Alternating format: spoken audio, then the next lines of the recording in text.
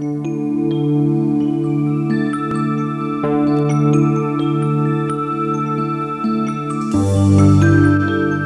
we travel life's road, each of us can recall bright memories, times of shared love and laughter, the warmth of a hug, fun times in the park, laughing at a clown, or admiring the beauty of a bouquet of flowers.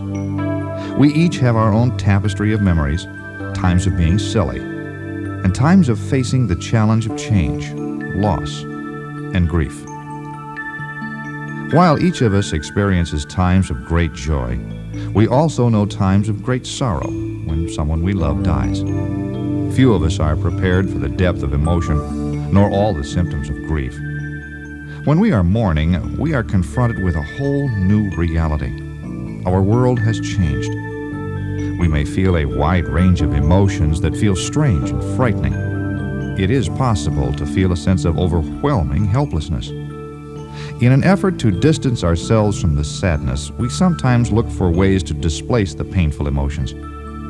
It is hard to imagine knowing pleasure and joy once again.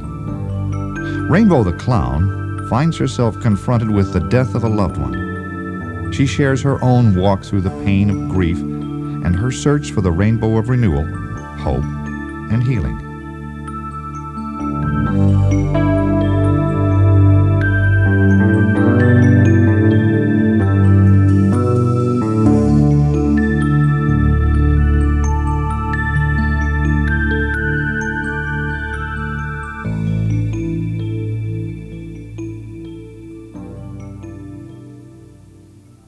Hi, I'm Rainbow.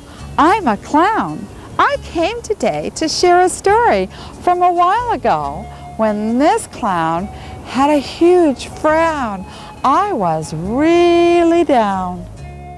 The light of my life was the love of my life, and everything was bright and wonderful. And then, one day, that light went out and my loved one died. And I cried, and I cried, and I cried. A part of me had died. My heart turned upside down. My world closed down. Everything had changed for me.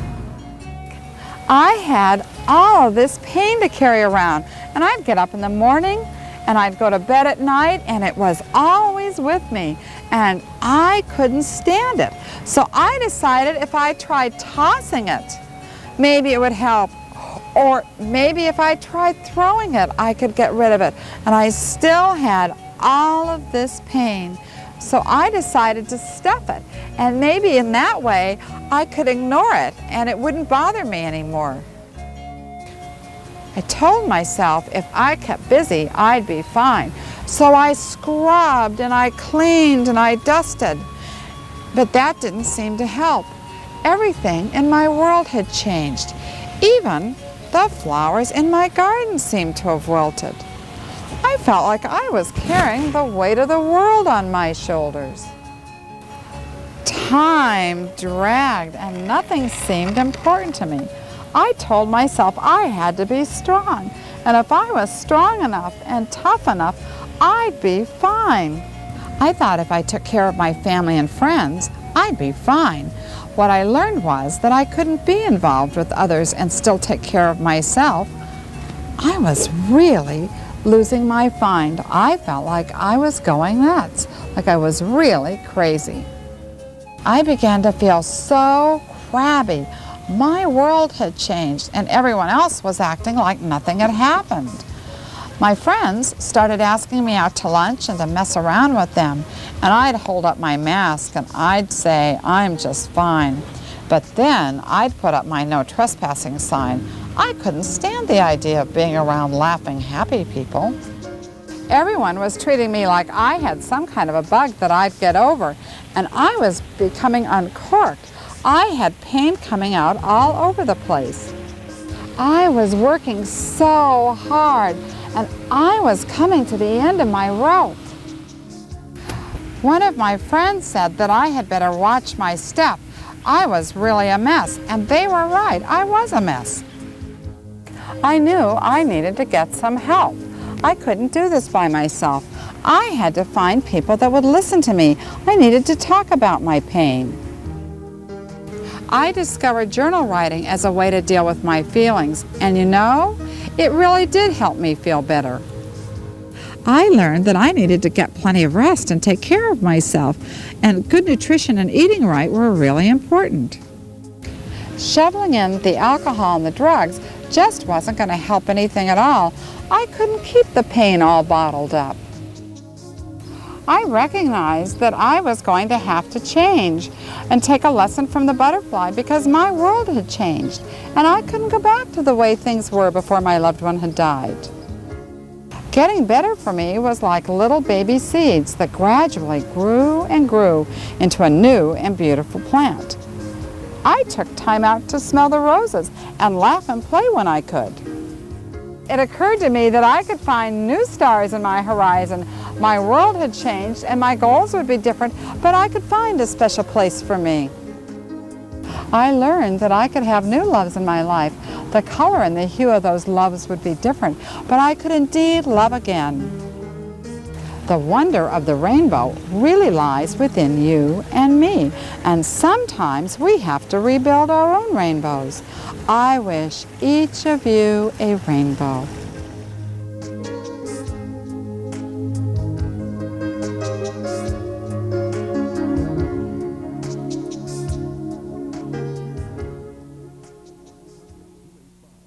Hi, I'm Eloise Cole, and I'm a bereavement specialist. I am also a bereaved parent. 2 of our 4 children have died, and a bereaved daughter. Both of my parents have died. Few of us are prepared for the pain of grief nor the length of mourning, and I was looking for a way to help people visualize the mourning process, and that's why I created Rainbow and her remedy. In a few minutes, you will be meeting other people that will share their own walk through grief and their look for the rainbow. Well, my name's Byron, and it was my dad who died, and he died 6 years ago. December 13th, just before Christmas. At first I didn't really think that it was really had happened. I thought something must have been wrong, that he was going to come back or something like that. Didn't really understand. I lost my father when I was 8 years old, and I'm 14 now. And losing my father was like really hard because I was like daddy's little girl. When I think I was 6 or 4 or 6, and he got pneumonia, and that's when they found out he had emphysema. And so he was trying to prepare us. He thought it was going to happen a lot later. He thought it would happen like right about now when I'm 14. But it didn't. He had a heart attack, and it was totally unexpected that night because we were camping out on the living room floor, and I woke up and my mom was like screaming her head off. I was totally in shock. I didn't understand. Well, I understood what was happening. I just didn't accept it. It was just kind of too much. I came to the realization that he was dead 3 days later, and I just came apart that day. I kind of felt like that it was never going to be over at first. Going to school was like, well, it was pretty easy because everybody there understood and was trying to help. It was my family life had changed a lot because now it's just my mom and my sister and me. And I think that was kind of hard to adapt to. People were pretty uneasy when they found out my father was dead because they didn't know how to handle it. They didn't know how to act around me. They didn't know, how to deal with it, how to deal with having a kid who didn't have one parent. People were pretty much used to divorce cases and stuff, but a father dying or anything, they didn't know how to deal with that. And most people pitied me, and I didn't like that. I don't know anyone who does like being pitied. I used to get like really defensive because people would say, they'd ask me about my father, and I'd tell them that he was dead, and they'd tell me they were sorry, and I'd tell them they didn't kill him. I started getting after him and stuff, but I don't do that anymore. I guess I felt a little bit crazy because I was kind of withdrawing. I had never done that before. I didn't tell anyone what I was thinking, what I was feeling. I was just kind of afraid that they would sit there and analyze me, and I just kind of withdrew from everybody. I gradually was getting better, and I was more open about talking about it, and when someone would ask me where my dad was or something like that, I'd be able to tell them that he was dead without even, starting to cry or anything. You always know it's life getting better, but it's never really over. You're never going to stop missing them. You're never going to forget them. I have a feeling when I'm 20, I'm still going to be sad because my dad's dead, but I guess it starts getting better just a couple months right after. Kids are pretty amazing because they can handle it so much better than adults. Adults are just kind of stuck in their little niche in life and they don't know how to handle a change. Kids, everything's changing anyway, so they're kind of pretty adaptable. A rainbow to me with my father, the death of my father means new beginning and the end of the pain and everything that's gone on. A rainbow to me would mean the storm's over and that the pain and the suffering is over and that the sun is out and you can start on with your life. It takes a very long time for us to grieve someone we love. It may take months or years depending on the individual relationship. And that encompasses an awful lot of emotion.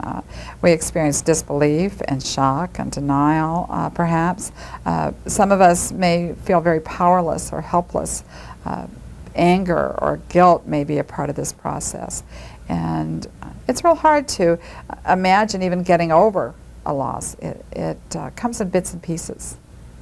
We all grieve in different ways. One member of a family might be staying very strong and keeping busy and telling themselves that they're just fine and discounting the impact of the loss or the death on themselves. Someone else in the same family may be spending the day crying and have a hard time thinking, eating, sleeping, hard time relating to others. They may be overcome with powerlessness or guilt or anger. And so these two people would have a hard time relating to one another because their experience is very, very different. My name is Carolyn Darren, and I'm a widow. My husband, Jim, died April of '91, and he died of lung and liver and eventually brain cancer. While my loved one was alive, Jim, there was still this hope that death would be prolonged. And consequently, even when the doctor says it's terminal, I believe human beings have this inept ability to transcend that and still hope. It felt as though my entire being was splintered into tiny little pieces. And I was terrified because I had lost people before through death. Mother, father, a sister whom I loved, cousins, grandparents. But my loved one my life at this point was splintered. And it was as though everything was lying upon this ground in little pieces. Carolyn was gone along with Jim. One of the signals that I received when I knew I was getting better is when I could laugh. Because I remember the first time going out to a group and there were people laughing. And I thought to myself, how could they laugh when I was feeling such pain? And then there was this little voice saying, one day, Carolyn, you'll be able to laugh again. And I knew then, when I could share in humor and laugh, maybe just a little bit, that was one of the signals that I was finally loosening up from this frozen, and I call that the winter of my frozen dreams, because I was literally frozen emotionally and in time. And when I could laugh and start making goals for myself and looking forward to the future. We experience grief in a number of ways. It impacts us on a variety of levels. We can have emotional, physical, spiritual, and intellectual consequences. We may find ourselves very confused, have a lot of obsessive review, thinking constantly about the person that has died. It may be hard to go back to work or school. We can't get our mind off the person that has died. It's hard to concentrate, forget things, misplace things, that sort of thing. We may have a hard time being around our friends or going places and doing things. It's hard to imagine being around happy people. For those of us that are supporting others, we sometimes feel real helpless or powerless, and it's difficult to go around the newly bereaved. We don't know what to say. Perhaps our lives are going well, and we want to cheer them up, and we feel awkward. I've learned that being a loving listener and listening to what they need to talk about has much more power and is much more healing than if we provide answers for their pain. Also, sometimes we won't go see someone, or we distance ourselves from them because we feel awkward. And presence is one of the gifts we can give the bereaved. My name is Elizabeth Gannon. About 6 years ago, we lost our son, who was only 7 weeks old. His name was Benjamin. He died of a fatal chromosome disease, and we knew he was going to die a week after he was born.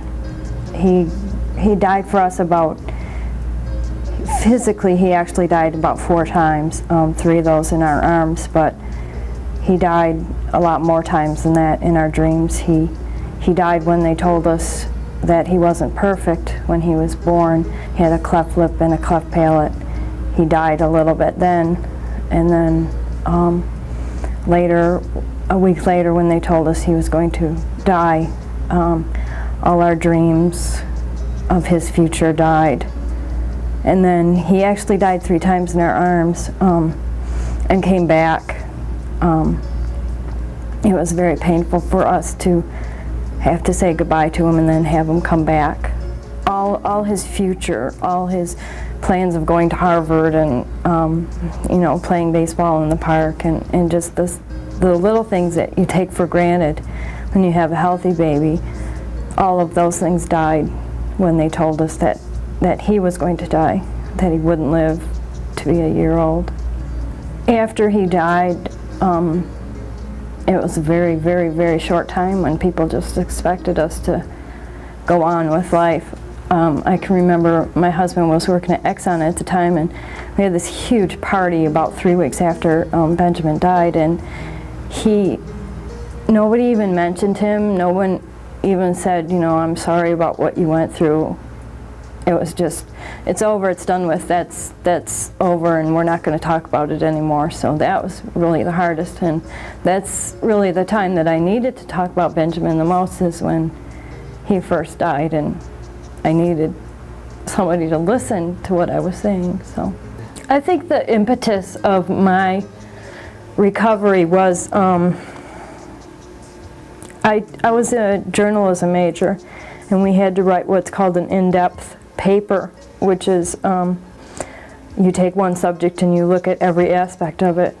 And my subject of that paper was how professional people treat death. The people that are supposed to be able to help you through this, the funeral directors, the nurses, the doctors, all those people, how very inept they were. And that's where a lot of my anger came in. And I wrote this paper about the ineptness of the professionals that are supposed to know what they're doing and supposed to know how to help people. And that got a lot of my anger out. And I think that was what was really holding me back, is I was just so terribly angry at all the doctors and nurses. Not that they had killed Benjamin, but they just weren't there for us, and they didn't know how to treat people with dying relatives, and they didn't know how to treat the dying person himself. I guess the rainbow throughout the Benjamin saga has been the ability to share it with other people, that his life goes on in spite of his death, his physical death, and that working with groups like Compassionate Friends or the New Song Center now, it's being able to share it with other people, to say you're not alone. There is hope at the other end.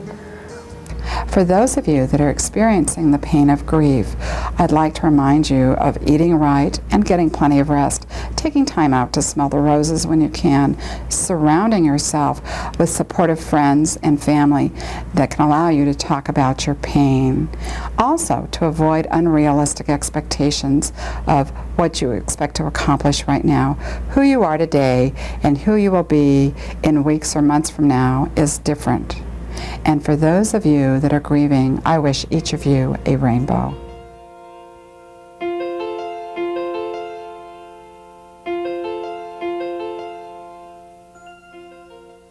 My life has known the change of many seasons.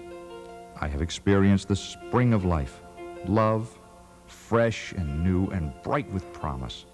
I have come to know the warmth of a family's laughter. Life's way has taken me through the change of fall and winter storms of challenges and pain. Through the seasons, your love has been with me. I am now faced with new seasons of change. Pain-filled is our parting. Goodbye, a word I can barely stand. Yet I know that as I continue along life's way, the light of your love and the gift of your memory will be my warmth and strength.